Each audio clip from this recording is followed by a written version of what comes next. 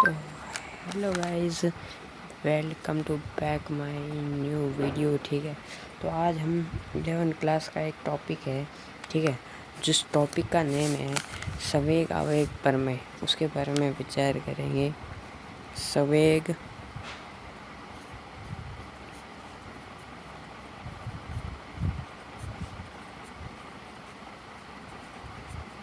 क्या होती है ये, और क्या इसके बारे में क्या क्या चीज़ें पढ़नी पड़ेगी अपन को, ये सारी चीज़ें अब अपन देखेंगे।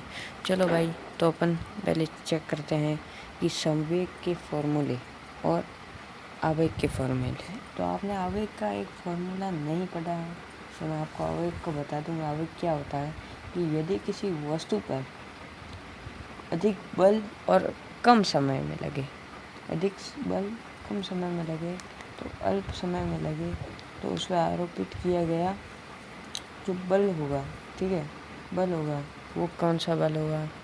वो आवेग बल होगा। आवेग में मतलब कि यदि किसी निश्चित समय में, अल्प समय में अधिक बल लगे, कि किसी वस्तु पर बहुत अधिक बल अल्प समय के लिए आरोपित किया जाता है, तो बल तथा समय अंतराल का गुणनफल क्या कहलाता है?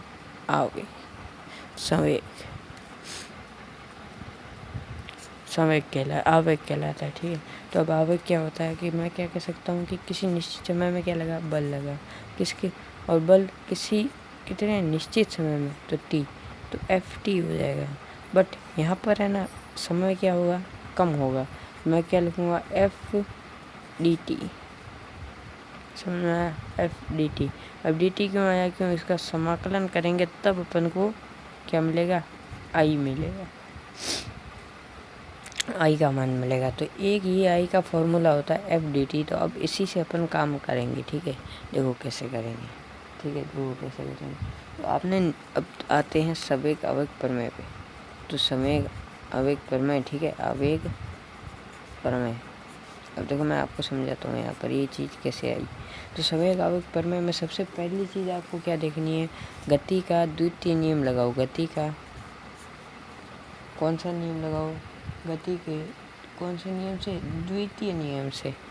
एक गति का दूसरा नियम,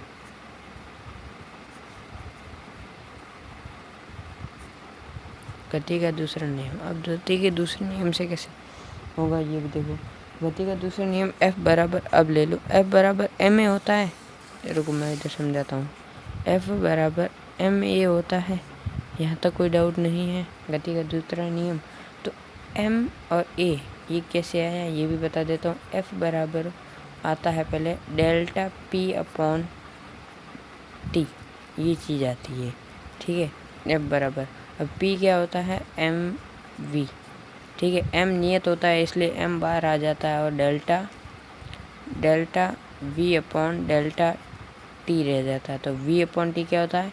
A होता है, तो इससे MA आ जाता है। ठीक है, तो P आ गया अपना, P बराबर डेल्टा F बराबर delta P upon delta T। ठीक है, अब यहाँ पर थोड़ा ये छोटा है ना समय, इसलिए अपन को D P upon D T रखना पड़ेगा। तो F बराबर यहाँ पर आएगा, F बराबर नहीं, F, अब ये देखो डी टी ये इधर गुणा में भेजो F के, तो ये डी टी जो है यहाँ से पकड़ के इसको F के गुणा में भेजना पड़ेगा। मतलब कि F डी टी F बराबर डी पी, ये आ गया। यहाँ तो कोई डाउट नहीं है। ठीक है, अब देखो एफ डी टी जो होगा, एफ डी टी ये अभी अपन ने पढ़ा, ये यही चीज़ नहीं है, बट सर इसका समाकलन नहीं हुआ है। तो मैं यहाँ पर क्या लिख सकता हूँ? समाकलन से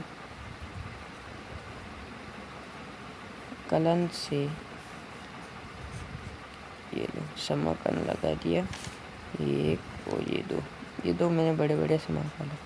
एफ डी टी बराबर आ जाएगा, यहाँ पर क्या आ जाएगा? डी, और यहाँ पर पी, कोई डाउट नहीं है, डी पी। अब देखो डी पी में जो समाकलन होगा वो रेंज में होगा। क्यों होगा? देखो अब यहाँ पर समाकलन आपको पता ही है, यहाँ पर भी रेंज में होगा। देखो यहाँ पर क्या होगा? T1 T2, no doubt. यहाँ नहीं, यहाँ पर T1 आएगा, यहाँ पर T2 आएगा, ऐसे ऊपर नीचे नहीं हो जाता। होना, और यहाँ पर आप रख दो P1 P2, कोई डाउट नहीं है, ठीक है। अब जो FDT क्या होता है, आगे होता है, तो मैं लिख दिया सर I, इसका समाकलन क्या आ गया, I आ गया सीधा ही। अब यहाँ पर क्या आएगा, P2 माइनस P1 समाकलन, समाकलन नहीं आता तो मेरे भाई बेसिक करो सबसे पहले अपना, ठीक है, समाकलन नहीं आता तो I इज इक्वल टू क्या हो गया, अब P2 मतलब कोई वस्तु है यहाँ से इतनी देर में वहाँ पर पहुँच रही है, तो उसने कुछ टाइम तय किया होगा, कुछ दूरी तय की होगी कुछ निश्चित समय में, तो उसकी वस्तु की दूरी में परिवर्तन हुआ। यहाँ पर भी क्या हो रहा है, समय की में परिवर्तन हो रहा है, तो मैं क्या लिखूँगा, I बराबर डेल्टा P, और ये अपने प्रूफ हो गई, और ऐसे आएगी अपनी समय आवेग प्रमेय, ठीक है। और यही है इसका समय आवेग प्रमेय का सूत्र। तो ओके गाइस, तो इस वीडियो को अच्छा लगा हो, आपके लिए हेल्पफुल हो तो लाइक कर देना, ठीक है। और मिलते हैं नई वीडियो के साथ, टाटा गुड बाय।